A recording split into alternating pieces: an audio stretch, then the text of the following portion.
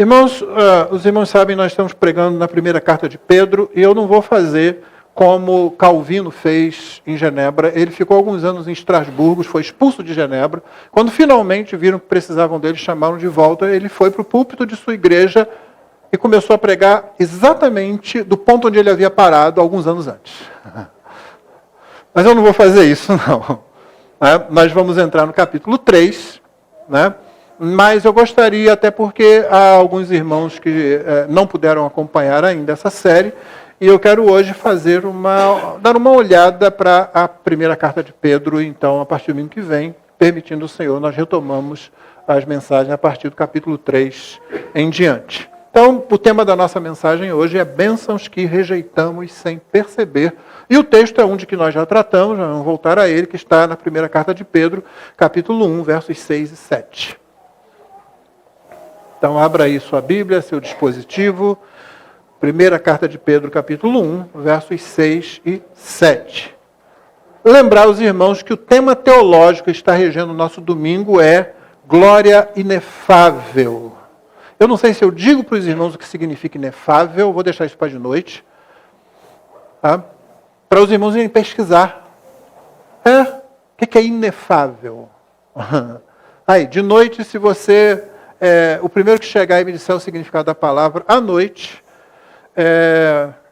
vai ganhar algum presente lá, qualquer coisa que eu tenha trazido. Trouxemos algumas coisinhas, né?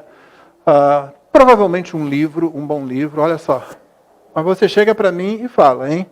E lembre-se, eu estou aqui a partir das 5 horas da tarde na reunião do treinamento. Então, né?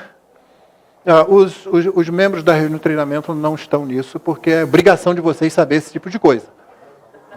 Então, vocês estão fora. E o nosso tema antropológico é sofrimento consolador. Vamos falar sobre glória, vamos falar sobre sofrimento. Bênçãos que rejeitamos sem perceber, porque há algumas bênçãos que nós não queremos, o nosso pecado não as quer. Sim. Toda vez que você resolve, vou ter uma vida de oração, que é algo abençoador, o seu pecado grita. Você não tem tempo, você não tem vontade, você não tem ânimo. Toda vez que você diz, esse ano eu vou ler a Bíblia toda. Aí, não, isso é preciso mesmo. Para que eu vou ler genealogia, gente? Crônicas começa com uma genealogia seca no primeiro capítulo, né? Adão, 7 anos. Não teve nenhuma introdução. Nem diz assim, olha, genealogia. Não, já vai assim. Para que eu vou ler isso? Toda vez que você diz, vou ler mais a Escritura, o seu pecado vai gritar e você vai dizer, não quero isso. Contribuir para a igreja, financeiramente. Muita gente contribui quando diz assim, olha, você vai ser curado, sua vida vai ser muito melhor, você não vai ter doença, sua sogra não vai morar com você. Toda vez que acontece um negócio dele, aí o pessoal dá dinheiro, dá grana, dá um monte de bens. Está rindo por quê, Ruth? Ok. Sofrimento é uma das bênçãos que nós rejeitamos sem perceber, e Pedro tem muito a dizer sobre isso. Então, versos 6 e 7, capítulo 1, dizem o seguinte: nisso vocês exultam, embora no presente, por breve tempo, se necessário, sejam contristados por várias provações, para que, uma vez confirmado o valor da fé que vocês têm, muito mais preciosa do que o ouro perecível, mesmo apurado pelo fogo, resulte em louvor, glória e honra na revelação de Jesus Cristo. Essa é a palavra de Deus. Primeira de Pedro e o sofrimento. Vamos ver o que Pedro diz sobre o sofrimento? Me acompanhe aí, preste atenção. 1,6, nós acabamos de ler. Nisso vocês exultam, embora no presente, por breve tempo, se necessário, sejam contristados por várias provações. 1,11, investigando qual a ocasião ou quais as circunstâncias oportunas que eram indicadas pelo Espírito de Cristo que neles estava, ao predizer os sofrimentos que Cristo teria de suportar e as glórias que viriam depois desses sofrimentos. Parênteses. Pastor, você está lendo texto sem contexto. É claro que eu estou, exatamente. Me interessa que você veja aonde, na primeira carta de Pedro, Pedro faz menção a sofrimento. Sofrimento do crente e sofrimento de Cristo, que é o modelo, como a gente vai ver, para o sofrimento do crente e para a reação do crente ao sofrimento. Então, sim, está sem contexto. O jeito de resolver isso, leia a primeira carta de Pedro. Que tal? Olha que maravilha. Olha que bênção. Será que você vai rejeitar essa bênção percebendo, porque eu acabei de falar para você que ela é uma bênção, né? Então, se ligue no que a Bíblia, no que a carta está falando sobre sofrimento. Fica se perguntando, mas quem estava investigando qual a ocasião? Eram os profetas do Antigo Testamento. Você sabe disso, porque já pregamos sobre isso, se você se lembra. Mas agora não é o momento de pensar isso. Apenas olhe como Pedro lida com isso em vários versos. Então, fecha parênteses. 2,19. Porque isto é agradável a Deus, que alguém suporte tristezas sofrendo injustamente por motivo de sua consciência para com Deus. 2,20. Pois que glória há se pecando e sendo castigados por isso, vocês o suportam com paciência. Se, entretanto, quando praticam o bem, vocês são igualmente afligidos e o suportam com paciência, isto é agradável a Deus. 2,21. Porque para isto mesmo vocês foram chamados, pois também Cristo sofreu no lugar de vocês, deixando exemplo para que vocês sigam os seus passos. 3,14. Mas mesmo que venham a sofrer por causa da justiça, vocês são bem-aventurados. Não tenham medo das ameaças, nem fiquem angustiados. 3,17. Porque, se for da vontade de Deus, é melhor que vocês sofram por praticarem o bem do que praticando o mal. 4:1, a primeira parte. Ora, tendo Cristo sofrido na carne, estejam também vocês armados do mesmo pensamento. 4:12. Amados, não estranhem o fogo que surge no meio de vocês, destinado a pô-los à prova, como se alguma coisa extraordinária estivesse acontecendo. 4:13. Pelo contrário, alegrem-se na medida em que são coparticipantes dos sofrimentos de Cristo, para que também na revelação de sua glória vocês se alegrem exultando. 4:14. Se são insultados por causa do nome de Cristo, vocês são bem-aventurados, porque o Espírito de glória, que é o Espírito de Deus, repousa sobre vocês. 4:15. Que nenhum de vocês sofra como assassino, ou ladrão, ou malfeitor, ou como quem se mete na vida dos outros. Esse eu acho que devia sofrer mesmo, esse último. 4:16. Mas se sofrer como cristão, não se envergonhe, pelo contrário, glorifique a Deus por causa disso. 4:19. Por isso também, os que sofrem segundo a vontade de Deus, entreguem a sua alma ao fiel Criador na prática do bem. 5:1. Aos presbíteros que há entre vocês, eu presbítero como eles, testemunha dos sofrimentos de Cristo e ainda coparticipante da glória que há de ser revelada. 5:9. Resistam-lhe firmes na fé, certos de que os irmãos de vocês espalhados pelo mundo estão passando por sofrimento iguais aos de vocês. 5:10. E o Deus de toda graça, que em Cristo os chamou à sua eterna glória, depois de vocês terem sofrido por um pouco, Ele mesmo irá aperfeiçoar, firmar, fortificar e fundamentar vocês. São textos que diretamente falam sobre sofrimento, mas há nuances do sofrimento em outras partes da carta também. Então está aí, pelo menos 17 versículos onde a primeira carta fala de sofrimento. Agora, o que é interessante é a gente lembrar da aversão que Pedro tinha ao sofrimento. A gente vai lembrar, por exemplo, de Mateus 16, 21 e 22. Sei que você vai se lembrar desse texto. Desde esse tempo, Jesus começou a mostrar aos seus discípulos que era necessário que ele fosse para Jerusalém, sofresse muitas coisas nas mãos dos anciãos, dos principais sacerdotes e dos escribas, fosse morto e ao terceiro dia ressuscitasse. Então Pedro, chamando-o à parte, começou a repreendê-lo, dizendo: que Deus não permita, Senhor, isto de modo nenhum irá lhe acontecer. Eu sempre imagino os apóstolos se encontrando uns 10 anos depois disso aqui. Tiago, o irmão de João, já tinha morrido, mas os apóstolos ali conseguiram fazer um encontro lá, né? E em dado momento, uma comida, uma bebida e tal, talvez João ou Mateus virasse para Pedro e dissesse: Pedro, lembra quando você achou que você tinha uma ideia melhor que a de Jesus? Lembra quando você falou? Eu falei, não, Senhor, sofrer não, Senhor. Eu imagino os outros. Pedro devia ficar, esquece isso. Não, vamos falar de outra coisa. Não, Senhor, de modo nenhum isso vai acontecer. Deve ter um jeito. Outra coisa, mas não isso. O Senhor sofrer nas mãos dele, depois ser morto, para depois ressuscitar. Ressuscitar é legal. O problema de ressuscitar, sabe qual é o problema de ressuscitar, irmão? Porque você tem que morrer primeiro. Sem morte não tem ressurreição. Ter aversão ao sofrimento, irmão, não é pecado. Amar o sofrimento como um fim em si mesmo, ou como um meio para alcançar algo, isso sim é pecado. Então é natural que você não queira sofrer. O masoquista é aquele que gosta de sofrer em algum grau, em alguma coisa. Os cristãos não são masoquistas. Os cristãos não amam o sofrimento, mas é preciso que a gente tenha uma atitude correta para responder corretamente ao sofrimento. Vamos pensar em sofrimento e pacto para ajudar a gente a compreender isso um pouco mais?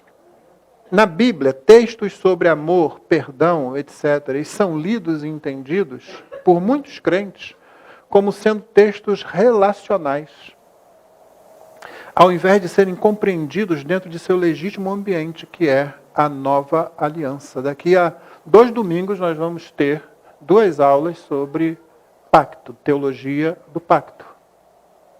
Isso é importante, porque o ambiente no qual a igreja existe, no qual você precisa aprender a pensar, precisa ser o ambiente da aliança, o ambiente pactual. Isso não acontece quando se fala em amar ao próximo, quando se fala amar ao irmão. Nós pensamos relacionalmente, nós pensamos como o mundo pensa.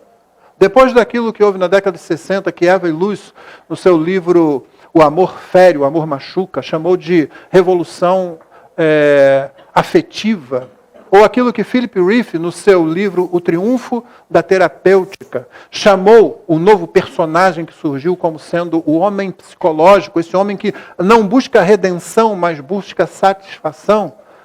Essa questão afetiva e emocional tomou rédeas. É por isso que você vai ouvir em filmes e ler em livros, siga o seu coração. Jeremias fica se revirando no túmulo. Se é que sobrou alguma coisa dele a essa altura. Ele diz, não, o coração é enganoso, desesperadamente corrupto. Mas à nossa volta, há algumas décadas, você está ouvindo nossos filhos ouvirem, você está ouvindo nossos irmãos ouvirem, você está ouvindo, infelizmente, pastores pregarem a mesma coisa. Siga o seu coração, fique bem com você mesmo. Aprove-se. E aquela coisa pior de todas, você tem que aprender a se perdoar. Não existe nada disso. Aí eu estava pensando sobre como nós trazemos isso para a igreja sem perceber. Uma frase que a gente usa muito. Um irmão começa a faltar à igreja. Né? Não vem por isso, por aquilo. Aí você entra em contato com ele e diz assim, irmão, tenho sentido sua falta. Você tem sentido? Eu espero que você tenha sentido a falta dele para dizer isso, porque senão é mentira. Tá? Eu vou ligar para... Né, porque eu tenho que ligar, porque está faltando e tal. Não... Eu acho que a nossa pergunta deveria ser outra. Não é que essa frase esteja errada em si, não estou dizendo isso. Mas essa frase, ainda mais que os irmãos tenham aprendido aqui nesta igreja sobre eclesiologia, sobre a natureza da igreja, sobre nova aliança, sobre membresia, acho que a nossa pergunta deveria ser, irmão, o irmão não está sentindo falta da igreja, não? Como é que ele não está vivendo? Não sente falta? Eu passei 2 meses fora daqui, todo domingo, exceto um, porque não havia condições, estava numa cidade que eu nem conhecia direito, eu estava numa igreja cultuando. Numa igreja. Eu sinto falta, irmão. Eu tenho que estar com o povo de Deus. Pode não ser uma igreja exatamente como a nossa aqui, mas não sendo uma igreja que prega heresia, é para lá que eu vou. E eu estive também, pela graça de Deus, em boas igrejas. Não sente falta? Fica tranquilo. Acho que a gente devia mudar a pergunta. A frase, né? Transformá-la em pergunta. Ao invés de dizer, sentir sua falta, não está sentindo falta de nada, não? Está tudo certo. Está sentindo falta da comunhão, está sentindo falta dos irmãos que abençoam-se mutuamente e dos meios de graças que são exercitados no culto? Porque nós acabamos entendendo esses textos e esses assuntos de forma relacional. Textos sobre sofrimentos também, por causa dessa perda de perspectiva, são lidos e entendidos por muitos crentes como se referindo às lutas do dia a dia, às doenças, às incertezas da vida, às dores causadas por relacionamentos quebrados ou dolorosos. Basta você ver a maior parte dos nossos pedidos de oração. E, meu irmão, seria obviamente o último a dizer, irmão, não ligue se você está sofrendo por causa de uma doença, por causa de perder o emprego, porque o seu relacionamento conjugal não vai bem. Claro que eu não vou dizer que essas coisas devem ser deixadas de lado. Viva o Evangelho, viva para Deus, não. Mas parece que nós só lemos sofrimentos, só entendemos sofrimentos assim. Isso é que realmente... A cruz que a gente tem que carregar, já ouviu isso? Aquele filho drogado é uma cruz na vida daquela pessoa. Aquele marido é uma cruz na vida daquela mulher. Esse emprego que eu tenho é uma cruz. Jesus nunca se referiu a quaisquer dessas coisas quando ele disse tomar a cruz e seguir. Isso aí é a cultura popular que muda. A cruz a que Jesus se referiu é o sofrimento por causa dele. E ela é tomada espontaneamente. O discípulo de Jesus toma. Se alguém quiser vir após mim, tome cada dia a sua cruz e siga-me. Não tem nada a ver com doença, não tem nada a ver com relacionamentos. Essas coisas nos afetam e certamente a Bíblia tem muita coisa para dizer sobre elas. Mas geralmente a fonte do sofrimento é procurada no nosso próprio pecado ou no pecado que outros cometem contra nós. E frequentemente nossa resposta a essa cosmovisão diluída segue os mesmos padrões de não crentes. Você já ouviu crente falando, perdoo, mas não esqueço? Eu perdoo, mas não esqueço. O que quer dizer com isso? Eu gostaria que alguém me explicasse algo que tivesse senso. Porque se for simplesmente o fato de que a sua memória não vai ser apagada, de que não vai lá alguém beliscar um demônio... seria um demônio até, né? Ninguém vai lá beliscar um neurônio para, tirar essa memória daqui, da sua cabeça, né? É claro. Aqui pode ficar no seu cérebro. Né? De alguma forma. Não é disso que está se falando. Significa o seguinte, eu perdoo, mas vou estar sempre armado contra você. Você chegou perto, eu já estou assim. E o crente não é ingênuo, irmão. Eu tenho ensinado aqui, tenho dito para os irmãos já há muito tempo, quando alguém se arrepende de verdade, você sabe disso. Você sabe que essa pessoa se arrependeu. Por quê? Porque ela chega e falou, pastor, estou arrependido? Não. A Escritura dá modos de você verificar que essa pessoa se arrependeu. Um dos pontos é aquele que você vê, o arrependimento de Davi diante do profeta Natan. Quando Natan vem, conta aquela história da ovelhinha, lembra a história da ovelhinha? O sujeito tinha um monte de ovelha, quando apareceu um visitante, ele vai lá e pega a única ovelha que o vizinho tem, o vizinho pobre tem, mata aquela ovelha para servir e tal. Davi se levanta, joga o manto para o lado, esse homem vai morrer. Dá o endereço dele que vai morrer agora. E Natan põe o dedo no nariz do rei e diz, tu és este homem. Qual foi a reação de Davi? Que frase maravilhosa, irmãos. Só o Espírito Santo faz você dizer isso. Pequei contra o Senhor. Davi não disse, mas Natan, você não viu aquela mulher. Se você visse aquela mulher, você ia entender. Natan, a culpa foi dela, ela que ficou lá, dando mole para mim. O marido dela, acho que ele se importava mais com guerra do que com ela. Não, peraí. Natan, eu sou homem, né, Natan? Pô, pera lá. Natan, todo mundo é pecador, né? E outras reações que mostram que não houve arrependimento. Não, Davi simplesmente, eu o imagino, sentando de volta, cabeça baixa, dizendo, pequei contra o Senhor. Ponto.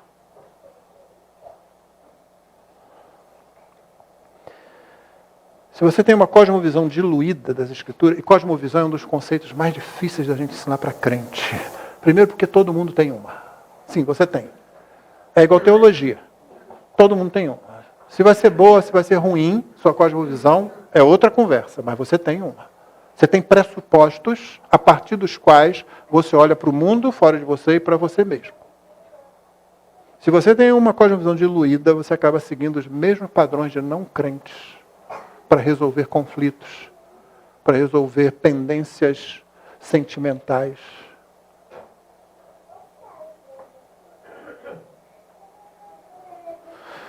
Certamente a Bíblia e a fé cristã, portanto, tem muito a dizer sobre essas situações, mas o fazem sempre a partir de uma cosmovisão que considera a glória e a graça de Deus como centrais à própria existência. Portanto, a graça e a glória são as únicas bases verdadeiras para a realização dos propósitos para os quais eu e você fomos criados por Deus. Se a sua visão, se a sua cosmovisão, ela não é fundamentada na glória e na graça, então você certamente vai ser uma engrenagem deslocada no universo, que gira necessariamente em torno de Deus. O que é que nós encontramos em Pedro, então, como nós vimos? Nós encontramos Pedro dizendo isso. Nisso, nós já vamos ver o que é nisso. Vocês exultam, embora no presente, por breve tempo, se necessário, sejam contristados por várias provações. Para que, uma vez confirmado o valor da fé que vocês têm, muito mais preciosa que o ouro, perecível, mesmo apurado pelo fogo, resulte em louvor, glória e honra na revelação de Jesus Cristo. Então, 3 observações rápidas. Primeiro, o sofrimento, e eu estou falando, referindo à primeira carta de Pedro, porque nós vamos continuar as pregações nela. O sofrimento nos torna instrumentos da glória de Deus. Vire para o seu irmão ao lado e diga, não. Eu já sei que os irmãos não são bons nisso, graças a Deus. O sofrimento nos torna instrumentos da glória de Deus. 2,19. Porque isto é agradável a Deus, que alguém suporte tristezas sofrendo injustamente por motivo de sua consciência para com Deus. Aí vem uma igreja e escreve lá, pare de sofrer. E aí? Faça com o negócio. Pedro deve estar se revirando junto com Jeremias agora. Não, gente. É agradável a Deus. É agradável a Deus que alguém suporte tristeza. Gente, isso é paulada na cabeça da gente. A gente se revolta contra isso. Lembra que eu disse, crentes não são masoquistas. Deus não espalha sofrimento por sofrimento. Mas o texto diz, é agradável a Deus que alguém suporte tristezas sofrendo injustamente por motivo de sua consciência para com Deus. Nós somos, o sofrimento nos torna instrumentos para ou da glória de Deus. O verso seguinte, 2,20. Pois que glória há, se pecando e sendo castigados por isso, vocês o suportam com paciência. Se entretanto, Pedro agora vai dizer, não, Deus vai livrar todo sofrimento. Se, entretanto, quando praticam o bem, vocês são igualmente afligidos e o suportam com paciência, isto é agradável a Deus. Não satisfeito, 4,13 e 4,14. Pelo contrário, alegrem-se na medida em que são coparticipantes dos sofrimentos de Cristo, para que também na revelação de sua glória vocês se alegrem exultando. Se são insultados por causa do nome de Cristo, vocês são bem-aventurados, porque o Espírito da glória, que é o Espírito de Deus, repousa sobre vocês. O sofrimento nos torna instrumentos da glória de Deus. Irmãos, o sofrimento, aqueles outros tipos que eu falei, que não podem ser a base da nossa cosmovisão, tipo, Paulo, você está preso aí, pregando Cristo, não é? Está pregando Cristo e aí está preso. Se tivesse fé, não estava preso. Não é isso que os pregadores da prosperidade diriam para Paulo? Paulo não é um homem de fé. Como é que está preso?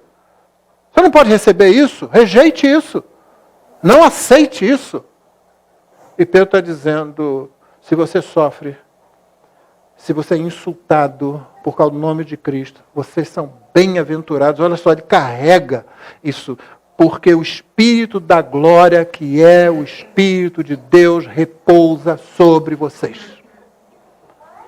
Quer saber que o Espírito Santo está em você? Não é falando em línguas, não é flutuando no ar, não é gritando coisas desconexas. Você é insultado por causa do nome de Cristo. Por causa do nome de Cristo, não por causa de sua maldade, não por causa de algum crime, não por causa de estar se metendo na vida dos outros, mas por causa do nome de Cristo. Foi por isso que os apóstolos, quando libertos pelo Sinédrio, depois de terem sofrido lá, eles se julgaram, eles saíram louvando a Deus. O Senhor nos achou dignos de sofrer pelo nome de Cristo. Sabe qual era o pensamento deles? Eu não sou digno nem de sofrer pelo nome de Cristo. Mas o Senhor achou que eu era digno de sofrer. Olha que bênção. Bênção que a gente rejeita sem perceber, às vezes. Então, o sofrimento, irmãos, ele nos torna instrumentos da glória de Deus. Pense bem como você vai encarar os sofrimentos que você vai enfrentar ao longo de sua vida. Como você vai reagir. Mas nós temos mais ajuda. Segundo, Cristo é o nosso modelo para responder ao sofrimento. E essa é toda a ajuda que a gente precisa. Cristo é o nosso modelo para responder correta e adequadamente ao sofrimento. 2, 21 e 24. Porque para isto mesmo vocês foram chamados, pois também Cristo sofreu no lugar de vocês, deixando exemplo para que vocês sigam os seus passos. Ele não cometeu pecado, nem foi encontrado engano na sua boca. Pois ele, quando insultado, não revidava com insultos, quando maltratado, não fazia ameaças, não se entregava àquele que julga, mas se entregava àquele que julga retamente, carregando ele mesmo em seu corpo, sobre o madeiro, os nossos pecados, para que nós, mortos para os pecados, vivamos para a justiça. Pelas feridas dele, vocês foram sarados. Em Cristo deixou o exemplo. Novamente, crente não é masoquista, você não vai buscar sofrimento por sofrimento, mas o caminho de Cristo aponta para o sofrimento. Vamos lembrar o que Paulo escreveu a Timóteo, né? Todos os que piedosamente quiserem seguir a Cristo, o que acontece? Padecerão, sofrerão perseguições. 3, 17 e 18. Porque se for da vontade de Deus, é melhor que vocês sofram por praticarem o bem do que praticando o mal. Pois também Cristo padeceu uma única vez pelos pecados, o justo pelos injustos, para conduzir vocês a Deus. E Paulo vai perguntar aos Coríntios na primeira carta, por que vocês não sofrem prejuízo? Aquele crente que arruma confusão dentro da igreja, aí ele vai para fora da igreja para resolver problema lá, não tem isso? Pastor que bota a igreja na justiça, igreja que bota o pastor na justiça, irmão que bota o outro na justiça. Como é que a gente lida com esses aspectos éticos, com esses aspectos morais? A Bíblia ensina, irmãos. Esse não é o assunto nem o tema desta mensagem. O que eu quero dizer aqui, o que eu quero apontar para os irmãos, é que existe um jeito correto e Cristo é o modelo. Cristo é o nosso modelo para responder ao sofrimento. A gente vai buscar modelos fora da aliança, fora de Cristo Jesus, fora do ambiente de uma igreja saudável. Não vou deixar barato não, vou fazer isso, fazer aquilo. Não significa que você não tenha direito de usar a justiça, se é que restou alguma ainda no país, né? A gente fica meio em dúvida com isso, mas você é um cidadão? Nós não estamos debaixo de um império romano, pelo menos, né? Não estamos debaixo do Império Romano como aqueles irmãos estavam. Pedro vai dizer, honra o rei. Honra aqueles, ele já disse, inclusive, aqueles que são enviados por ele, pelo rei, como autoridade. Mas Pedro foi o mesmo que disse diante da autoridade do Sinédrio, não podemos deixar de falar daquilo que nós temos visto, que nós temos ouvido. Julguem entre vocês se é correto, se é justo, ouvir vocês e não a Deus. Nós vamos seguir as leis, nós vamos usar a justiça. Inclusive, Paulo, cidadão romano, apelou para César num dado momento. E isso foi como ele foi grátis. Foi de grátis para Roma. Tudo bem, como era financiado pelo governo, o navio naufragou no meio do caminho, né? Mas ele usou os direitos que ele tinha. Não estamos falando contra isso. Mas existe um modelo. O modelo é Cristo. Que nos ensina a lidar com o sofrimento, com a injustiça, com a humilhação por causa da justiça, por causa de Cristo. E é uma tentação a gente se livrar usando as armas do lobo. Nós que somos ovelhas. Para que a gente não passe vergonha, para que a gente não seja insultado e por aí vai.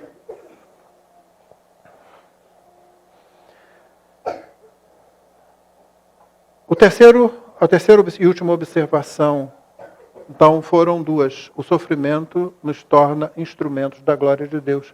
Cristo é o modelo para respondermos ao sofrimento. E 3, o sofrimento precede a alegria. Pedro escreveu no verso 6, nisso vocês exultam. Em que os crentes exultam nesse presente momento? Versos 4 e 5, eles exultam numa herança que não pode ser destruída, que não fica manchada, que não murcha e que está reservada nos céus para vocês. Que são guardados pelo poder de Deus mediante a fé para a salvação, preparada para ser revelada no último tempo. É nisso que eles exultam agora. Nisso vocês exultam. Nisso que ainda vai ser revelado. Eu preguei em Apocalipse 5, nas duas conferências, os temas eram o mesmo. Os solas da Escritura. E me deram 2. Eu fui o único que preguei sobre 2 solas. Os outros foram tratados cada um por um irmão. Sola a Escritura, somente a Escritura, é a autoridade final da nossa vida. E soli Deo Glória, somente a Deus a glória. E para falar de somente a Deus a glória, eu usei Apocalipse 5. Na medida que eu estava revigorando a mensagem, mudando a mensagem para aquele grupo, eu finalmente consegui resolver uma coisa que sempre me deixou intrigado em Apocalipse 5, que era o versículo 14. Porque você se lembra de Apocalipse 5? O trono já está armado, ele foi armado no capítulo 4. Aquele trono grandioso, glorioso, assustador, com aqueles seres viventes, com 24 anciãos, com anjos, com trovões, com vozes. E aqueles seres cantando, Santo, Santo, Santo é o Senhor dos Exércitos. Toda a terra está cheia da sua glória. Aquilo é amedrontador, aquilo é assustador. Capítulo 5, aparece um livro na mão, um rolo na mão daquele que está sobre o trono. E aí um grande anjo, não era um animador de auditório, não era alguém que chegava e falava será que tem alguém aí? Não, um grande anjo com uma voz poderosa, aquele que só o anjo já assusta. Entendeu? Quem é digno de tomar o livro? Quem é digno de desatar os selos? E aí João começa a chorar. Porque se você vivesse como João vivia no tempo de um imperador, de reis, de monarquia, você sabe que se alguém está no trono, é o rei. E se esse tem na sua mão um rolo, um livro, isso é o decreto dele, que precisa ser lido e aplicado. E João começou a chorar, porque não foi achado ninguém em nenhum lugar do universo. E quando ele chora, um dos anciãos, 24 anciãos, símbolo da igreja, símbolo do povo de Deus, nas duas alianças, símbolo do povo de Deus. É interessante que é a igreja que faz isso. Então um dos anciãos chega para João e diz assim, não chores. E aquela palavra é boa sempre, né? Quando alguém chega para você e diz, não chora. Não precisa chorar, não é? Não chores, o cordeiro que foi morto. O leão da tribo de Judá. Ele é digno. E quando João olha, ele vê lá um cordeiro, com aparência de que tinha sido morto, mas ele vai. E ele toma o livro. Só quando ele toma o livro, ele nem chegou a abrir ainda, o coro começa a cantar. Partindo do trono, os seres viventes, depois os anjos, e depois vai todo mundo. Vai num crescendo, e num crescendo, cada vez mais, como uma orquestra que está chegando no final, no grande finale, que vai irromper todos os instrumentos com os tímpanos batendo, tum, tum, tum, tum, tum, e todo o sopro, todos os metais lá, aquele grande final. Aí vem o verso 14. O verso 14 diz, e os 4 seres viventes respondiam amém, também os anciãos se prostraram e adoraram. Por quê? Estava tudo crescendo, estava todo mundo, o universo inteiro, e agora... Os 4 seres viventes respondem amém. Também os anciãos prostraram e adoraram. Irmãos, sabe por quê? Depois eu entendi por quê. Estudando dessa vez assim, eu entendi. É porque amanhã vai ser segunda-feira. Amanhã vai ser segunda-feira. Nós não vamos ficar aqui. É porque quando você desce do monte da transfiguração, tem um demônio difícil de tirar lá embaixo. É porque a morte ainda está à nossa frente. Ela faz parte do nosso futuro. Ela não está lá no passado, que é o que vai acontecer quando a ressurreição final tiver ocorrido. Antes da coroa da glória, nós ainda vamos carregar a cruz. O sofrimento precede a alegria. O primeiro sofrimento, a alegria, é depois. Como diz o velho hino que nós amamos cantar, levarei eu também minha cruz, até por uma coroa trocar. É isso. O sofrimento não é o final. Ele precede a alegria. Depois vem a alegria. Pedro falou, eu sou testemunha dos sofrimentos de Cristo, eu, presbítero, com vocês. Dos sofrimentos dele, como também da glória que há de vir. Os profetas investigaram isso. O sofrimento que o Messias passaria e as glórias que seguiriam a esse sofrimento. Não importa qual seja o seu sofrimento. É ruim ter que falar isso, ter que explicar, ter que definir termos, né? Porque essas palavras são usadas de forma vazias, de formas completamente ocas. Seu sofrimento, irmão, não importa o seu sofrimento. Não, o sofrimento importa sim. Acabamos de ver que o sofrimento importa e vamos continuar vendo na carta como o sofrimento faz parte do nosso crescimento, como o sofrimento nos torna, de fato, instrumentos da glória de Deus. E como Cristo é o modelo para nós respondermos a esse sofrimento. Mas, irmão, não importa qual é o sofrimento que você enfrente. Paulo vai dizer que não é para ser comparado. A glória quer dizer, não tem comparação com qualquer coisa que nós soframos aqui. O sofrimento precede a queda. Então, o que Pedro está dizendo nesses 2 versos que lemos, 6 e 7, e em toda a sua carta? 3 aplicações para encerrar. Primeiro, não busque redenção no sofrimento. Não existe redenção no sofrimento. A redenção não está lá. Ela está sempre em Cristo. Tenha isso em mente. Sofrer por sofrer é simplesmente pecado. Buscar o sofrimento é pecado, puro e simples. Segundo, não faça uma leitura do sofrimento humano, seja o seu sofrimento ou de outro, fora do contexto da glória e da graça de Deus.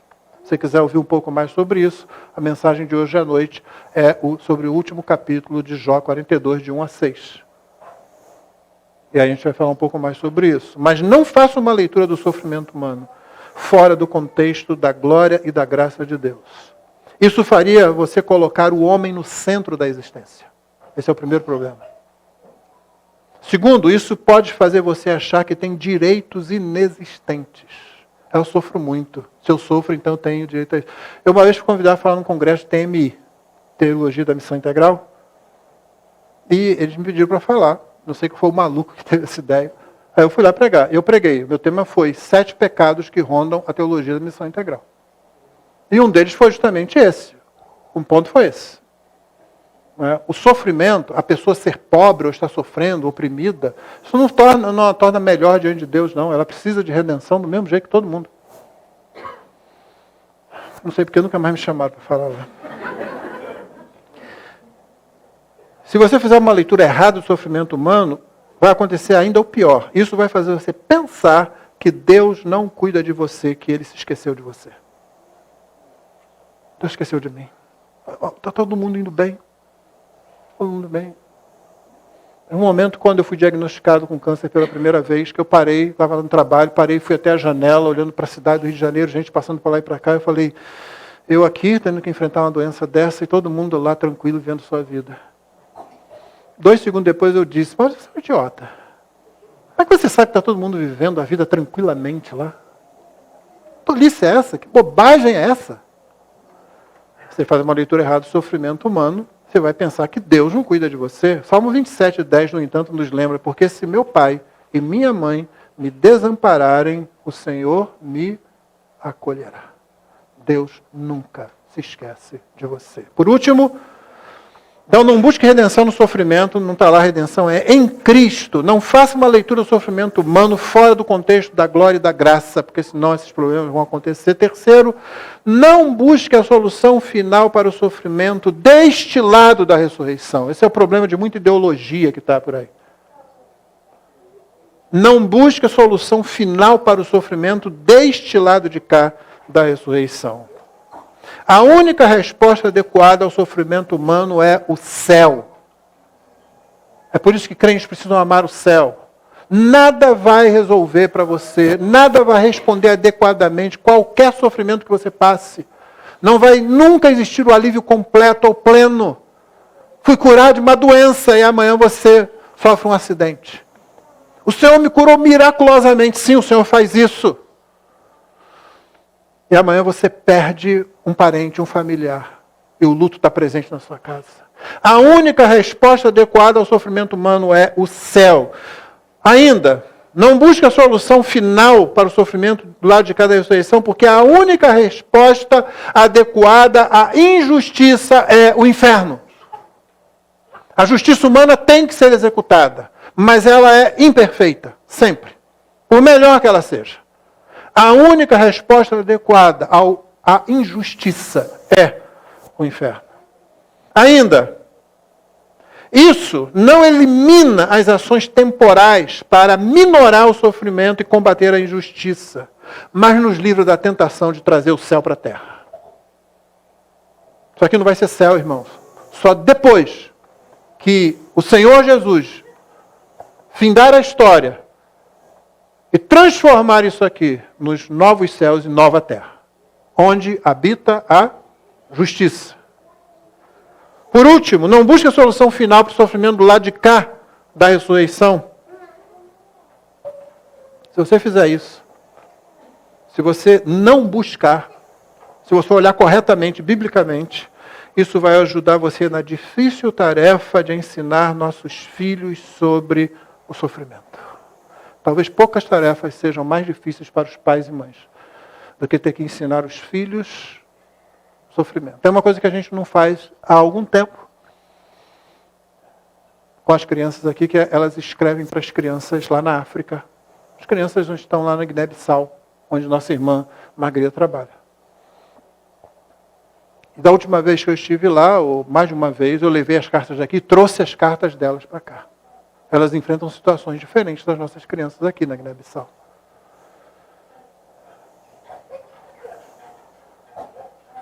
Se você olha corretamente, se você não está buscando a solução para cá, você não vai colocar seu filho numa bolha irreal, protegendo de tudo o tempo todo. E também você não vai criar uma criança medrosa. Irmão, você não começa a instruir seu filho sobre isso quando ele chega lá no 7º ano do colégio, não. É 2, 3 anos você começa. Porque o principal modo que uma criança aprende a lidar com o sofrimento é quando ela vê a reação, as ações dos seus pais com relação ao sofrimento. Esse é a maior escola para ela. Ela vê como papai e mamãe lidam com isso, desde pequena. Você não precisa colocar um mapa da miséria do mundo diante dela, não. Mas, gradualmente, à medida que ela vai adquirindo mais maturidade, elas vão vendo isso e você vai ali cercando-a. Não com uma bolha, como eu disse, mas com o seu modelo, tirado das Escrituras. O Senhor Jesus, Ele é o nosso modelo, para que nós sejamos modelos para os nossos filhos e filhas, lidarem com o mundo em que eles vão, mais cedo ou mais tarde, sofrer. É por isso que tem muita gente tola que diz, eu não vou ter filhos e botar filho num mundo desse. Mas a pessoa não colocaria filho num mundo desse em nenhum momento da história. Nenhum momento da história. Ela primeiro já pressupõe que o filho vai nascer com saúde perfeita. Está no melhor dos mundos, no melhor país. E o filho às vezes vem com um problema, com uma dificuldade de saúde que já deixa todo mundo desesperado. Pressuposto errado. Nossos filhos e filhas vão sofrer, irmãos. Eu tenho 2 filhas, eu tenho 7 netos. Eu olho para eles e 2 coisas que eu faço. Orar para que o Senhor os conduza a Cristo muito cedo, como eu faço com as crianças aqui da igreja. A segunda coisa é pedir que minhas filhas e meus genros, principalmente eu tenho um genro que ele não é crente, embora tenha bons princípios.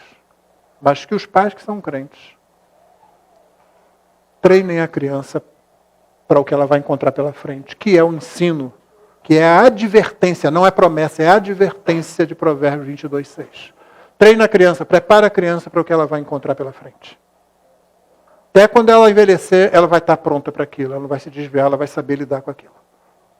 Treina, mas treina, porque senão você vai perdê-la. Então, se você sabe que a resposta para o sofrimento final, adequada, não está deste lado de cada ressurreição, isso vai ajudar você nessa difícil tarefa.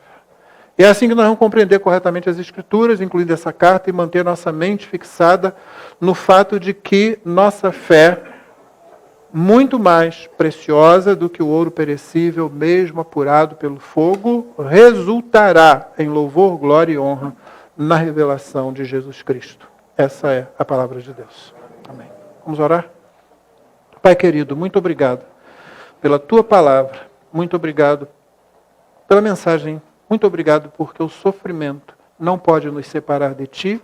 O sofrimento não pode nos atrapalhar de chegar ao céu. O sofrimento não pode nos atrapalhar de servir ao Senhor nesta terra. O sofrimento, pelo contrário, pode nos tornar instrumentos para a tua glória, segundo a tua vontade, segundo o teu desejo para a vida de cada um de nós. Ajuda-nos para que esses ensinos, muitas vezes difíceis para os nossos corações, se enraizem em nós e produzam frutos que redundem na glória do teu nome. É a nossa oração em nome de Jesus. Amém.